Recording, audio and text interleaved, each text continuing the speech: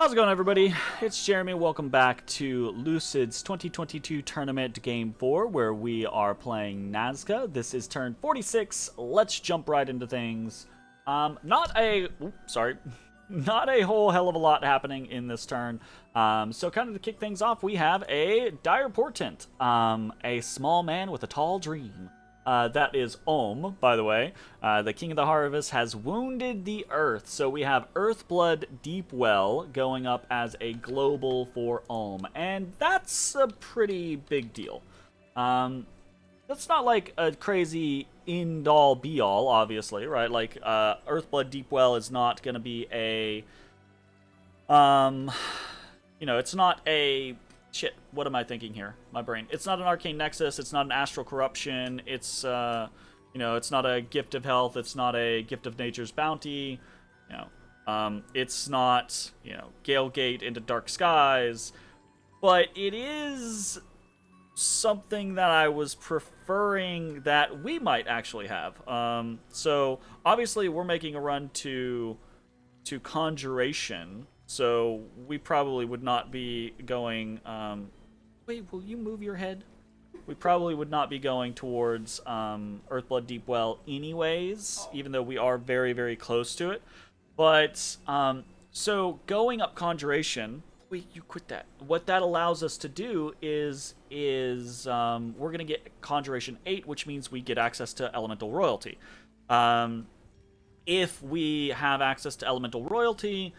going up that high and quit that in Conjuration 8 is not something that every nation does. That, I say early, it's going to be turn 60, which is not early for us, but not everyone, it's possible that not everyone will have that, right? So we might actually have the opportunity to grab some Elemental Royalty, which would be pretty good. We can boost into Earth pretty easily, so that's not that big of a problem for us. But, unfortunately, it's unlikely that we're going to be able to compete with for that type of situation with something like Earthblood Deepwell up. So, sad, but it be what it be, aside from that, we have done some site searching. Auspex, nothing. Dark Knowledge, nothing. Horospecs, nothing. Augury, nothing. Arcane Probing. Oof. Okay, so that is not what we need. We need good site searching. We need results from our site searching. And unfortunately, we are not really getting them. The last couple turns, actually, in the site searching that we've done, we haven't really gotten any results from the remote site searching, though we have from the manual site searching, which is kind of a pain in the ass, but it is what it is. So, we've got some battles this turn. Very simple battles, just raiding back and forth with Vanheim attacking in Amul. Just a single PD there, no big deal. Us taking Forest of Pine back. And again, a single PD there, nothing big. He digging. He mad, so he digging. And then we actually raided into Ullur, which is actual Vanheim territory. Boy, with that. We got some Horde of Skeletons going. Uh-oh.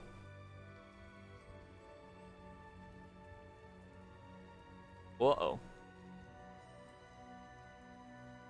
Hey! We win. Awesome. Fantastic. That's not what happened. That is what could have happened.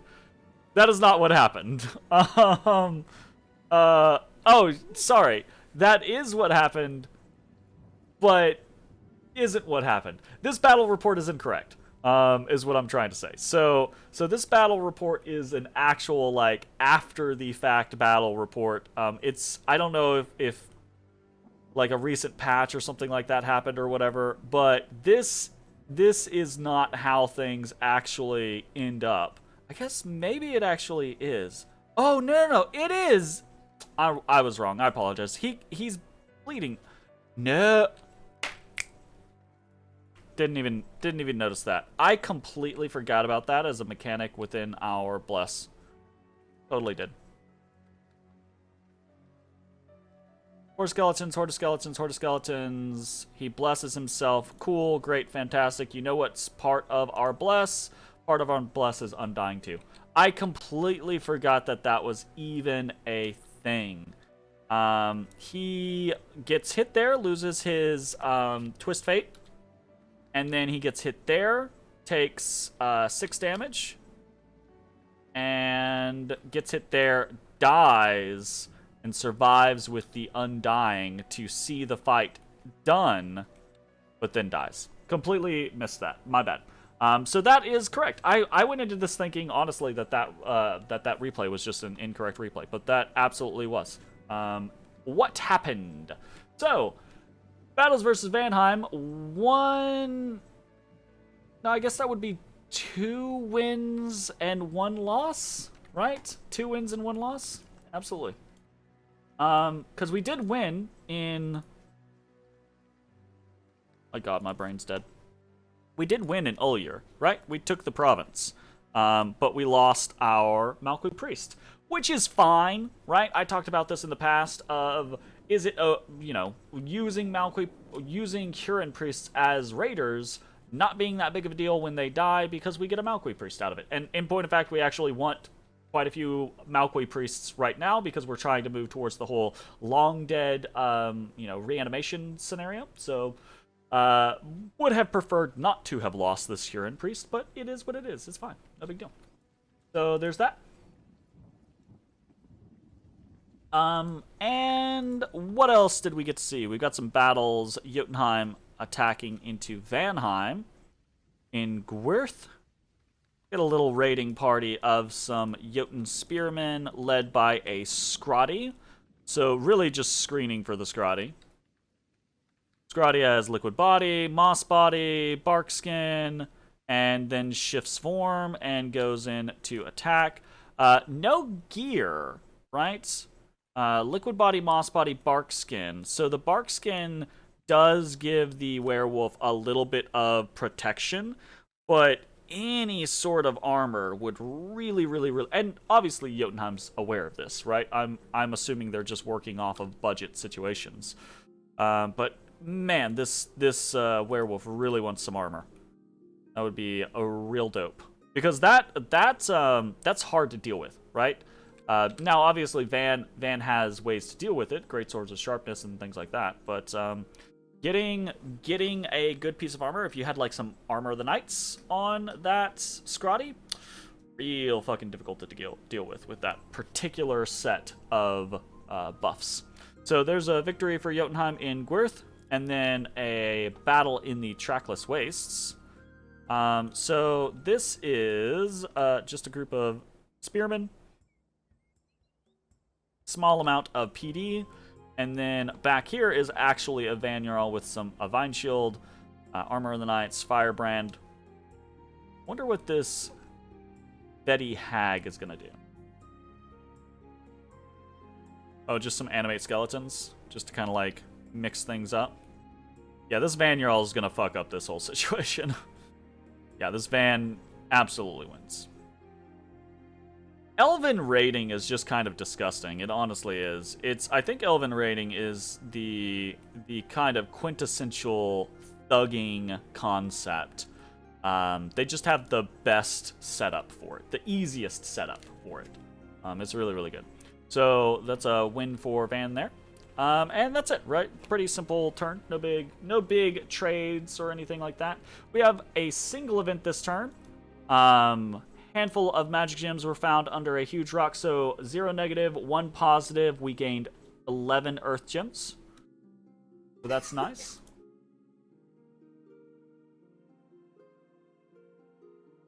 And, yeah, worldwide event. Because of the Throne of Misfortune being claimed, misfortune has spread across the world. That's really annoying. We don't like that. Hopefully it goes away quickly. Did a little bit of patrolling, had another scout get caught out, unfortunately, and we have gained a Malkuth Priest. We'll have that under our actual Nazcan recruit section. So let's talk about what we are doing this turn. Couple of simple things, just, again, raiding, counter-raiding, trying to get scouts into positions to actually be able to see what is going on. Ulm still hasn't moved on Ashdod, which is kind of like this weird, annoying situation. Ulm, I found out, I saw an army here in Ulm last turn, and I found out basically this turn that these armies are not heading to fight Vanheim. In point of fact, these armies are heading down to fight Pelagia over this throne. So on one hand, yay, that's good because someone does need to fight Pelagia over this throne. On the other hand, it's really starting to feel like the only person actually at war with Vanheim is Jotunheim, and I don't think that this is by chance, right? Like it's rare that you have someone enter a war against a person and it just turns into a cold war. Normally there's some sort of something going on, which probably means that there is some sort of agreement from Ulm with Vanheim. I'm not one to speak on that particular matter, considering my situation. I just now quite suddenly feel very, very, very fucked up about Jotunheim's situation. So I've been considering whether or not I want to end my nap with Van, but I don't know that I'm going to. So yeah, there's that. What else do we got going on? We're going to be looking at opportunities to try to take Forgotten Woods. We want to solidify our thrones, and we're just interested in getting some more power. We are going to be we're going to be patrolling over in Neefel to try to get this unrest under control, get a little bit more income, kind of trying to just eke out more and more income in every location that we can get income in. So there's that. As soon as this province gets this palisade up, I'm probably going to send my god over there to do some blood fecundity. Because it's going to take, another 2 turns, then the turn that he actually gets over there. So that'll be another, 18 blood slaves at that point. We might be able to put up blood fecundity for, 20, 30 turns, that type of thing, and get Olifa growing as well. And we might actually put up something like trade winds. All of this in the effort, again, to scale, not to a crazy, gold economy, but we just want to scale enough to have the ability to have a couple of royal Malquis, right? And to have several Malqui priests, and then we start turning ourselves from a gold economy into a auto-generation, kind of free spawn-esque kind of economy, and a gem economy. So, moving for those kind of ideas. Let's talk about some actual mechanical things. Recruitment for the turn, we have 2 Malqui Priests, 2 Apu, 5 Sun Guard, and 2 Alcac-Runa Archers. Why are we doing the things that we are doing? Malqui Priests in locations where we need more reanimation, right? So in the peripheries of our empire, right? Trying to get more reanimation going so that we can, have that free spawn mechanic like I've been talking about. So we've got that going on. The Apu, we're actually doing that this turn. We're suiciding some Apu into Forgotten Woods. I do not expect to get any kills out of this. We're generating more Malqui. We're probably going to burn Miratrand down. We're only getting 29 income out of it a turn. We're probably going to send, 8-ish Malquis into Miratrand and just start producing as many Hatan Runa as we can. A couple of different reasons why I want to do this. One of the reasons why I want to do this is I think we might just toss piles of Malquis at Forgotten Woods until we get rid of all of the things aside from the Watchers and the Monoliths, right? Hatan Runa can do, even if they're only killing like 15, 20 units a turn, right? As long as they're, an attack, right? If I send 100 Hatan Runa at this and they all get obliterated, whatever, I don't care about that. But killing off the chaff means that I don't have to worry about the chaff, right? Like I can come up with a way to target the Watchers and the Monolith. I can do something like a copper plate and like a smasher or something like that to try to take out this province and take it over. Go from there. Aside from that, though, I also want to start generating a fair amount of Hatan Runa to go all around the periphery of my empire and start patrolling, right? We want to basically deny people information of what we're going to be doing over the course of the next 20 to 30 turns. Hopefully the game lasts that long. Because we're going to start generating a lot of free spawn. We're going to start trying to get back into the game from that kind of mechanical standpoint. And, you know, having the mysterious blob is potentially going to be beneficial for us so that people don't know exactly what's going on or are unsure maybe of what's going on. We don't want that, uh-oh, guys, Nazca's getting back in the game. Okay, Ulm, Pelagia, Vanheim, finish them off. You know, type situation. We don't want that. Not that I think Ulm would necessarily turn around and stab us in the back, but you know, they might be annoyed. I say they might be annoyed if they find out about the whole Vanheim thing. But I'm beginning to think that they had their own Vanheim thing, so I don't know that they're going to be annoyed at all, actually. So there's that. Anyways, yeah. So shit, I forgot to. I think it was over here. I forgot to put the timestamp down for our recruitment. So that's why we're kind of recruiting the things that we are recruiting. Aside from that, we have some Nazcan recruits. So Nazcan recruits for the turn. We got one Malqui priest because of the accident in Ulyur. I say accident, the death in Ulyur. We got 34 Hatan Runa, 35 Long Dead Warriors, 2 Supayas, and we are doing 1 Summon Condor for 15 Condors this turn. So, a lot going on. And as I kind of like go through that, I'm beginning to kind of like ballpark in my mind. Okay, we're going to have we want 2 Malqui priests here. We want 2 Malqui priests here. 2 here, 2 here, 2 here, right? Those are 5 locations. That's 10. We're probably, as soon as we get Forgotten Woods, we're going to want to defend it the same way, right? That's going to be another 12. So we start to look at that concept of just having, you know, 2 Malqui priests in every fortified position that we want to have. We're looking at the idea of, you know, 7 per Malqui priest. So we're looking at... what is that?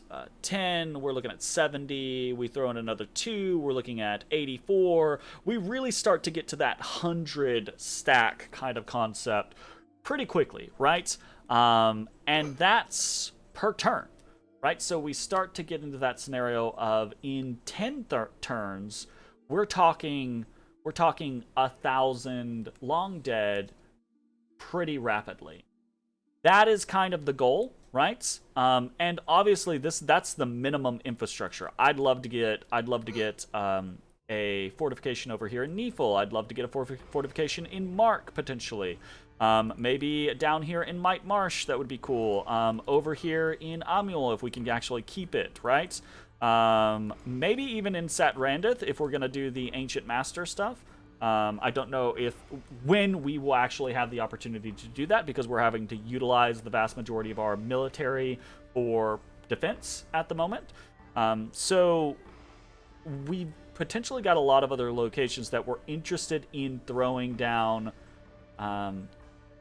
fortifications on, and then just stick 2 Malquis in them and start producing a shit ton of skeletons, right? That is the goal.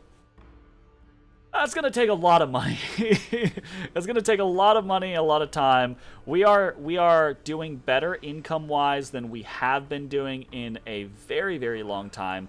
We do have a little bit of growth going in our capital. We are going to try probably to get some growth in Olifa and maybe a trade winds to kind of maximize what we're getting out of this location. But even then, right, we're not scaling our gold a lot. We're scaling our gold a little.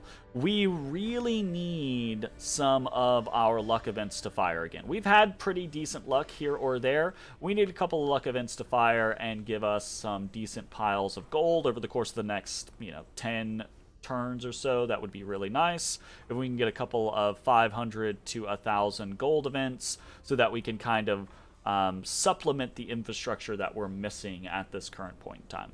But we gotta get lucky for that, so we'll see how that goes. Moving on, we've got more special recruits for the turn. 3 more wolves, dire wolves. We got our first dire wolf, 1 dire wolf. We got our first dire wolf last turn, which is cool. It's kind of neat.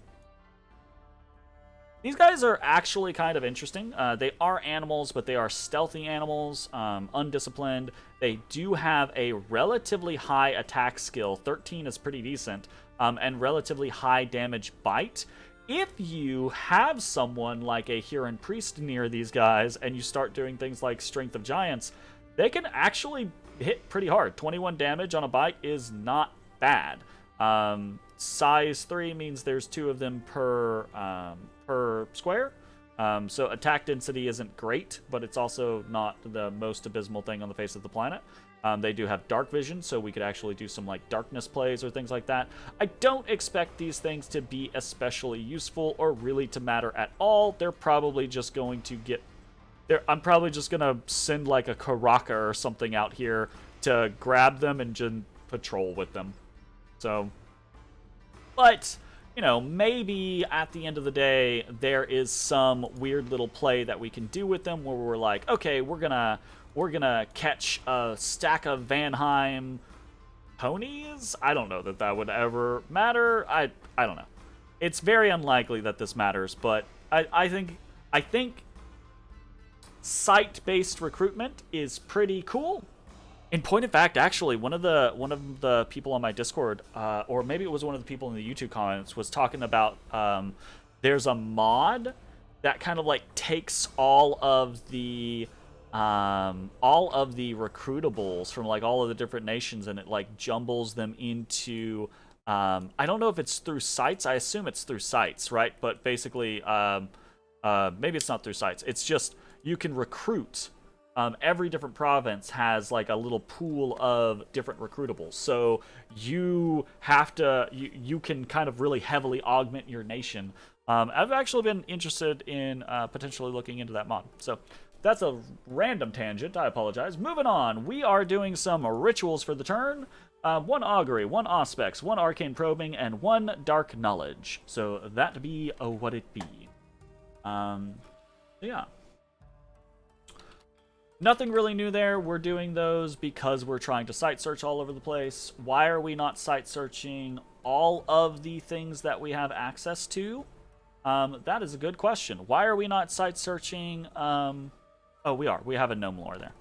Add that. I was like, that doesn't make sense. Why would we not gnome lore? We are not doing a Haruspecs because we our only individuals that could do Haruspecs are doing, for forging, we're doing a Dwarven Hammer and we're doing Boots of the Messenger. So we're actually trying to get into the forging game for ourselves now. I want to start producing a fair amount of hammers. This is going to take a while. We do have a decent gem economy, decent earth gem economy, but it's not like crazy or anything like that. So we're going to start producing dwarven hammers as we can, start using those to produce gear, mostly booster gear, and then as we get to construction 6, obviously we want to do lightless lanterns every single turn. We have not gotten lucky on any fire gems or fire sites, so as we are right now, if we had all of our land sites searched and we only had 3 fire, we could still produce 1 lightless lantern every single turn with a hammer on an Akla, but that's not great. We would prefer to be able to do 1, a bunch of lanterns immediately, and 2, we would prefer to be able to do multiple lanterns every turn until we get our research up to a respectable rate. Probably around 2,000 or so is kind of the goal that I think we're going to try to go for. By the time we get to the point of 2,000 research speed, it's probably going to be turn 80 or so. So I don't know that the game is even going to last that long. The game might not last much longer, period, because Vanheim is doing really well. What to talk about? I guess let's talk about that. Things have not really changed with the Pelagian scenario. Ulm is moving towards Blackport, which I think is good, but also potentially kind of questionable. Ulm already has 2 thrones. Taking Blackport away from Pelagia, I think is good for the Pelagian front, but that also puts Ulm at 3 thrones, and it's mid-game, right? It's mid to early late game, and this is the Ulmish power spike, right? Like early to mid game, right? Ulm at this point should have stupidly high research, right? They should probably have hit the majority of their goals. Now what they should probably be doing is focusing on diversification, right? Doing things like crystal gear, crystal matrices, and things like that for communion options so that they can easily get all of the particular battle magic that they want, and then breaking into things like empowering people and basically setting up for if they have to go into the late game, right? But that means that they are potentially going to be looking at the near future. There's a throne right here, right? There's a throne right here. There's a throne right here. These are all kind of like I can't really see a lot of the Western world, right? But those are all kind of in the Ulmish realm, right? In the range for Ulm to make a throne play. So questionable about how happy I am about Ulm going for Blackport, but I think I kind of threw my lot in with Ulm back when we were fighting against Agartha, right? It's that concept of I was basically out of the game, and now because of what has happened, I have the opportunity to kind of come back into the game. But it's going to take me a very, very long time to get there. So basically what my play is kind of honestly support Ulm. If Ulm wins, cool. Congrats, Ulm. But the thing about it is I'm not going to be the only person thinking these things about Ulm. Meaning that I'm assuming, like Pelagia is going to be thinking about this, Van's going to be thinking about this, Arco, Vanarus, Nabah, Jotunheim, they're all going to be thinking about this, right? And if Ulm makes a play for the thrones, that's a lot of people to be involved. And if I have to be involved, then I have to be involved, right? That type of situation. But, I don't know, I'm kind of almost of the opinion, like, I'm not going to give Ulm the win, right? But I'm kind of in that mentality, that alliance mentality of like, I feel like supporting Ulm to the best of my ability. And you know what? It's probably going to be good for me that they take a lot of the heat. Because if they do go for a throne play, that's going to be a big deal. The whole world's going to be responding to them, which means that's more time for me to be doing things, more time for me to be coming online. And, maybe at the end of the game, it's like Ulm goes for a play, doesn't make it, I get another 10, 15 turns to scale up, and then maybe it's my turn to go for a play. I don't know that that's going to happen, but we'll see. So yeah, anyways, that's the turn, I think. Not a lot going on, just kind of musing. We have 2 more turns before we are forted up in Olifa, so slow and steady progress. We'll see how it goes. Thanks for watching. Bye-bye, everybody. Hey, everybody. Thanks for watching. If you enjoyed the video, consider leaving a like, commenting, or subscribing. It really helps me out. If you'd like to see me live, head over to my Twitch at twitch.tv/thedistanthorizon.